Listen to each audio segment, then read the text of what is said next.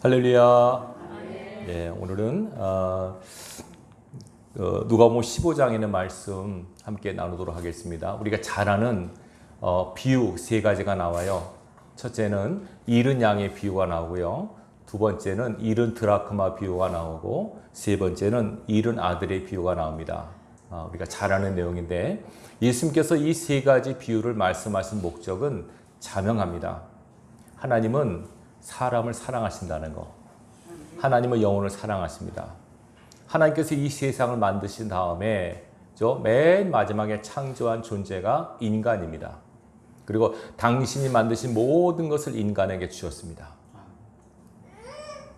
그리고 하나님의 관심은 오직 인간에게 집중되어 계십니다. 그래서 하나님께서 만드신 인간이 잘 살고 바로 서면 하나님이 기뻐하시지만 반대로 잘못 살고 하나님 뜻과 어긋난 삶을 살면 하나님이 슬퍼하시고 더 나아가면 분노하십니다. 우리가 하나님의 은혜를 입고 삶을 살지 않습니까? 네. 이렇게 우리가 주님의 날 주일전에 모여서 하나님께 예배하는 것도 큰 은혜입니다. 우리를 구원하신 하나님께 우리가 무슨 삶을 살아드릴까? 하나님의 마음을 읽는 것, 하나님의 마음을 아는 것이 가장 중요합니다. 효자는 부모에게 잘하는 게 효자인데 돈을 많이 드린다고 해서 효자가 아니고요. 가장 중요한 것은 부모님의 마음을 읽어드리는 겁니다. 부모님 마음에 맞는 삶을 살아드리는 것. 이게 효자듯이 영적으로 우리를 보시는 하나님 마음을 읽고 그분의 뜻의 삶을 사는 것이 가장 중요하다고 하는 것을 기억할 수 있기를 바랍니다. 자, 오늘 본문의 비유는요, 자명합니다. 하나님은요, 한 영혼을 찾으신다는 거. 또 하나, 한 영혼을 기다리신다는 거. 결국은 이 영혼을 찾는 하나님의 마음, 이 마음을 우리에게 알려주시면서 너희도 이 마음을 품고 살아라. 그런 의미가 여기 있습니다. 자, 양 100마리가 있는데 한 마리가 없어졌습니다. 그냥 무시할 수도 있는 양이지만 숫자지만 목자는 양 99마리를 두고 한 마리를 찾아서 막 헤맵니다. 그리고 마침내 양을 찾아서 즐거워하고 기뻐하며 와서 자기가 잃었던 양을 찾았다는 그 기쁨에 잔치를 벌입니다. 그리고 한 여인이 10 드라크마가 있는데 드라크마는 은전의 상징입니다. 보통 한 노동자의 품삯이라고 보시면 돼요. 한 드라크마를 잃어버렸는데 이것도 그냥 잃어버렸다 할 수도 있겠지만 이 여인은 불을 켜고 집안을 다 뒤져서라도 드라크마를 찾아냅니다. 그리고 찾는 그 기쁨, 잃었던 드라크마를 찾는 그 기쁨, 잃었던 양을 찾는 그 기쁨, 이게 바로 하나님의 기쁨이라는 겁니다. 잃었던 양을 찾으시는, 잃었던 하나님의 백성을 찾으시는 그 하나님의 마음을 우리가 그대로 읽으셔야 됩니다. 네. 이런 이야기가 있습니다.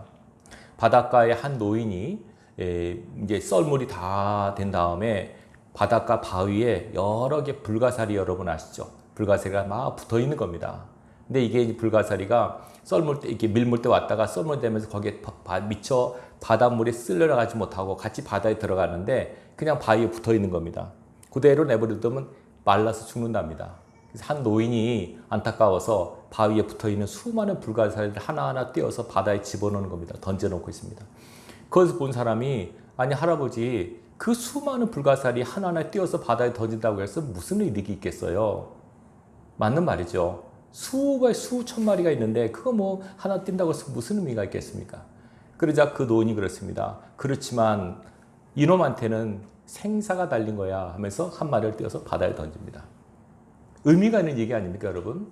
그 한 불가사리, 만약에 그 할아버지가 이거 많은 거 쓸데없어, 내가 해서 무슨 의미가 있겠어 하지만 그러나 딱 그 할아버지 손에 잡혀서 바다에 던지는 그 한 마리는 살아나는 거 아닙니까? 우리 여러분, 이 사람이 우리 사는 현대 사회가 너무 숫자에 예민합니다. 그래서 작은 것보다는 큰 거 원하고, 그렇죠? 돈도 그렇고 뭐든 그렇습니다. 교회도 작은 교회보다는 큰 교회, 가난한 사람보다는 부한 자, 뭐든지 큰 걸 원하는, 대한민국 특별히 그런 것 같아요. 우리나라 국호가 뭡니까, 여러분? 국호. 대자가 들어가죠. 그죠? 강도, 한강 다 큰 것만 좋아하는 것 같아요. 차도 큰 차 좋아하고, 그죠? 뭐 나쁜 건 아닙니다만, 그러나 하나님은요, 그 어떤 양적인 거, 큰 거, 작은 거, 그거 중요하지 않습니다. 오히려 하나님의 관심은 우리가 쉽게 무시하기 쉬운 그 존재에 더 가까이 계시다고 하는 잊어서는 안 됩니다. 제가 이 15장 묵상하는데요, 딱 눈에 들어오고 감동이 되는 말씀이 있었습니다. 오늘 본문 가운데 제일 감동이 되는 말씀이 1절이에요. 1절. 1절이 뭡니까, 여러분? 모든 세리와 죄인들이 말씀을 들으러 가까이 나오니. 자, 보십시오. 예수님께 나온 사람들이 누구였습니까? 모든 세리, 모든 죄인들. 당시에 일반 유대인들이 가장 무시하고 천대하던 사람들. 세리는 세금을 받는 당시 유대인들에게 매국노라고 인정받는 사람들이고요. 죄인들이라 하면 창기나 중병 걸려서 일반 사람들이 봤을 때 저 사람은 죄를 져서 저렇게 고통받는 거야 라고 모두가 인정할 만한 죄인들. 그런데 이 사람들이 주님께 나오는 겁니다. 이 사람들이 주님께 오는 겁니다. 오히려 뒤에 2절에 보면 바리새인, 서기관, 종교 지도자들, 나름대로 죄가 없다고 자부하는 사람들은 주님을 멀리하지만 나는 죄인이요, 저 사람 죄인 맞아, 자타가 죄인이라고 인정하는 사람이 오히려 주님께 오는 것을 봅니다. 이게 바로 교회입니다, 여러분.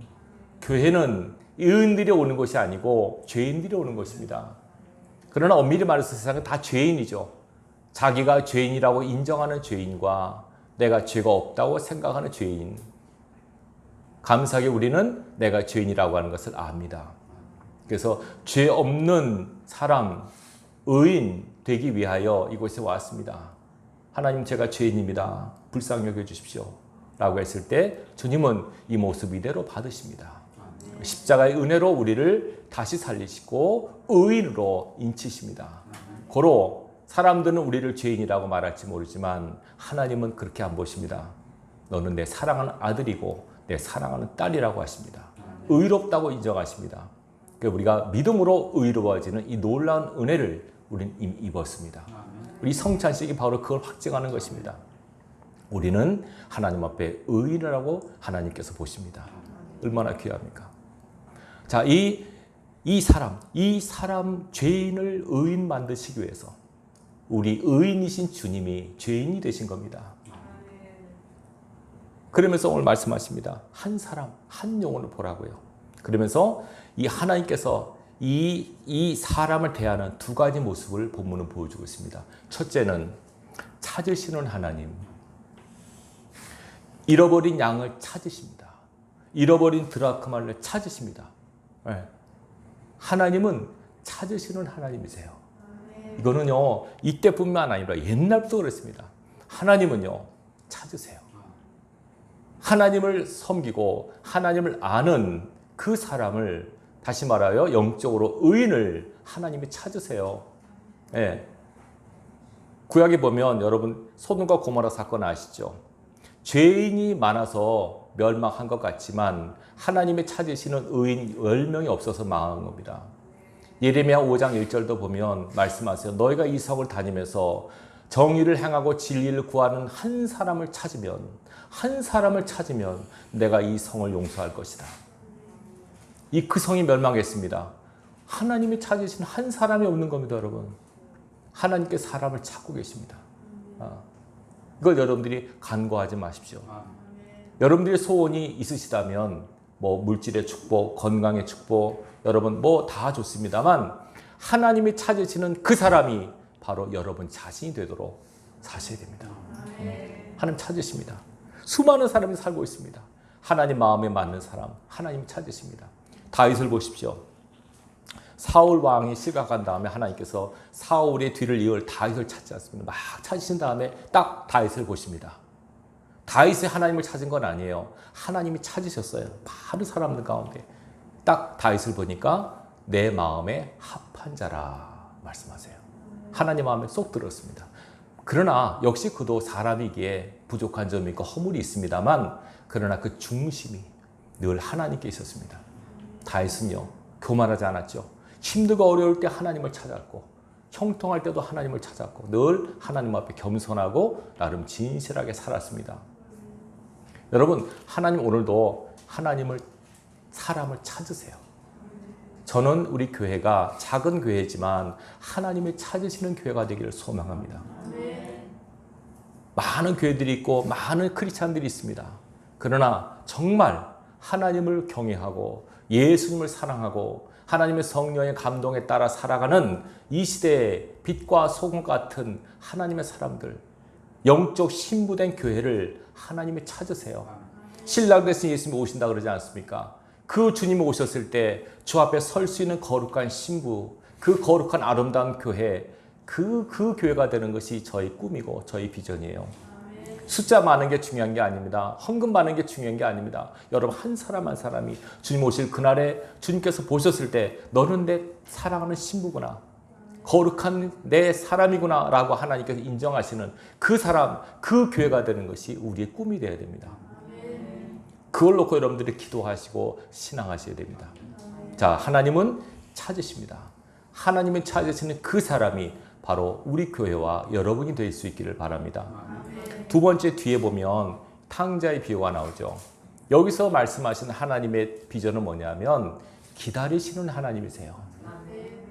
아까가 찾으신 하나님이시라면 이번은 기다리시는 하나님이세요. 자, 집 나간 아들, 아버지 재산을 미리 다 가지고 허랑방탕에 다 써버리는 아들, 어찌 보면 괘씸한 아들, 아버지에게 화가 나게 한 아들. 그렇지만 이 아버지가 이 아들을 기다리지 않습니까? 허랑방탕 다 쓰고 거지가 돼서 돌아왔을 때 아버지는 박대하지 않습니다. 무시하지 않습니다. 야단치지 않습니다. 그러게 왜 아버지 말 안 듣고 그렇게 그 모양으로 사느냐? 책망하지 않습니다. 그냥 말없이 받아들입니다. 아들이 죄송해하죠. 아버지, 전 아들의 자격이 없습니다. 저를 종으로 써주십시오. 아버지가 뭐라 그럽니까? 아니다. 너는 내 아들이다. 비록 거지가 됐지만 너는 내 아들이다. 신발도 안 신고 나가서 맞아줍니다. 손에 가락지를 끼우라. 신발을 신기라. 옷을 입히라. 잃었던 아들, 죽었던 아들이 살아왔다. 아버지가 잔치를 벌이지 않습니까? 이게 하나님의 마음입니다. 하나님은 오늘도 찾으시고 기다리세요. 돌아오기를 기다리십니다. 하나님 교회 밖으로 나간 사람들이 다시 교회 안으로 돌아오기를 기다리시고 하나님의 품을 떠났던 사람들이 다시 품으로 돌아오기를 기다리십니다. 몸은 앉아있지만 마음이 멀어진 분들도 있습니다. 여러분, 상처 아픔으로 환난과 역경으로 시험으로 인해서 힘들어하는 분들 다시금 하나님 앞으로 바로 서기를 기다리십니다. 하나님께서 모든 사람이 구원을 받아 하나님 백성 되기를 기다리십니다. 이 기다림에는 인내가 필요합니다. 네. 왜 이러면 하나님께서 기다리실까요? 다른 거 아닙니다. 사랑하기 때문에 가는 겁니다. 그래서 여러분 고린도서 13장 보면 사랑이 가장 중요한 요소가 뭡니까? 오래 참고 기다리고 견디는 겁니다. 하나님께서 참습니다. 우리의 허약과 우리의 나약과 우리의 실수, 우리의 죄악에도 하나님께서 안타까워하시고 슬퍼하시지만 기다리고 계십니다. 우리 한 사람 한 사람이 바로 설 때까지 하나님께서 원하시는 그 사람, 그 믿음이 될 때까지 기다리고 계십니다. 그걸 여러분들 잊지 마십시오. 하나님께서 오늘도 나를, 여러분을 기다리고 계신다고 하는 것을 잊지 마시기 바랍니다. 자, 그러면 마지막으로 이 찾으시고 기다리신 하나님의 모습을 보면서 우리는 어떻게 할 것인가? 여러분도 하나님을 찾으십시오. 성경에서 말하면 나를 찾고 찾으라. 나를 찾으면 만날 것이다. 계속 성경 말합니다. 나를 찾으라. 하나님께서는요, 우리가 하나님을 찾기를 원하세요. 근데 안 찾아요, 우리가 하나님을. 필요할 때만 찾아요. 찾으세요, 늘 찾으세요. 왜 우리 삶 속에 어려움과 환난을 주신지 아십니까? 나를 찾으라고. 너는 내게 와서 부르짖으라. 찾으면 나를 만날 것이다. 계속 말씀하지 않습니까? 근데 왜 하나님을 안 찾으십니까? 꼭 하나님을 찾으시기 바랍니다. 성경 말씀합니다. 찾으라고. 기도하라는 겁니다. 간절한 마음으로 하나님의 은혜를 구하라는 겁니다. 찾으면 만난다고 말씀하십니다. 또 하나, 기다리십시오. 하나님의 은혜를 기다리십시오. 기다리는 자에게 복이 있습니다. 하나님께서 우리 믿음을 키우시지 않습니까? 복 주시기 위해서 먼저 믿음을 키우세요. 믿음의 가장 중요한 요소 중에 하나는 기다림입니다. 믿음의 조상 아브라함을 통해서 보여주신 하나님의 비전이 뭡니까? 25년 동안 아브라함은 그냥 기다렸습니다. 아들을 주마. 언제라고 말씀 안 하셨습니다. 주마. 그냥 기다리는 겁니다. 힘들고 어렵습니다. 그러나 약속을 믿고 기다리는 가운데 믿음도 같이 자랍니다. 여러분, 하나님의 은혜를, 하나님의 축복을 기다리십시오. 그리고 여러분 주위에 있는 사람들 있죠? 여러분, 저 사람 때문에 힘들어, 못 살겠어 하지만 기다리십시오. 부모가 자식을 낳아서 키우지 않습니까? 어릴 때 자식이 철없죠. 그러나 부모는 기다립니다.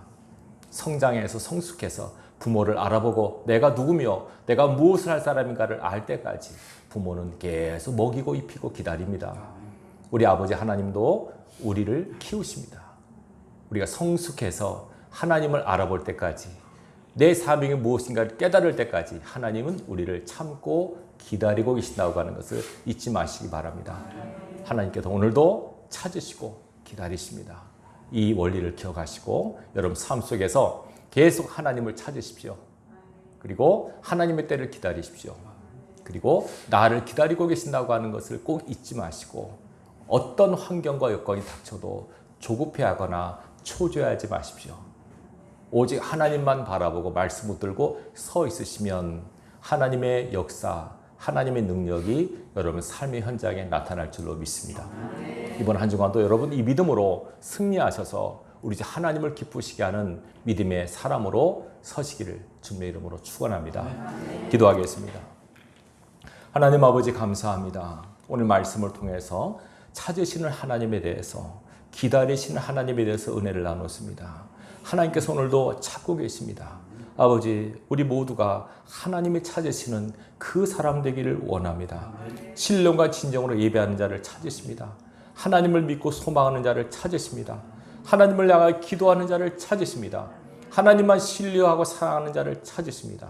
주님께서 다시 오시는 그날에 하나님이 찾는 그 사람이 바로 내가 되게 하여 주시옵소서. 아버지, 기다리신 하나님을 마음속에 품습니다.